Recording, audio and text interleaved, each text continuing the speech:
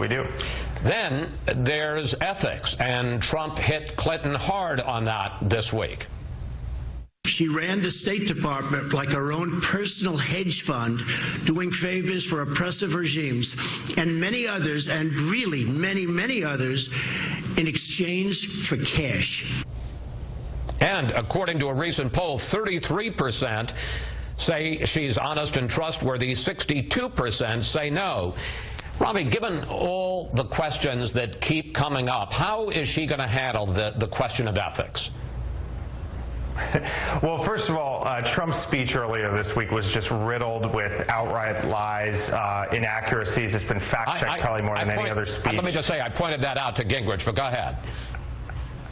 Okay, I mean, it's riddled with inaccuracies, and this is just another one. You know, I find it very ironic that Donald Trump, bought his Turnberry golf course, from an Arab country, and has made tremendous profit by making deals countries with all sorts of human rights abuse records, and so I think Donald Trump has more to answer on this question. But I mean, than Hillary just Clinton. briefly, and we're running out of time. How about Clinton's ethics? How's she going to answer about that?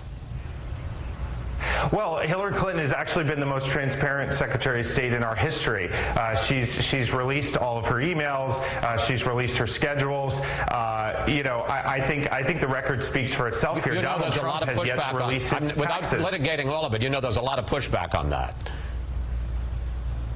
Well, again, if we're talking about transparency and ethics, it has been a given for decades that presidential candidates release their taxes. Donald Trump refuses to do that. He refuses to release the documents related to Trump University. I think this is a deflection technique. Paul Manafort is trying to get a teleprompter in front of him and change the subject. It's just not working. And just real quickly on that subject, what about Hillary Clinton's transcripts for the Goldman Sachs speeches?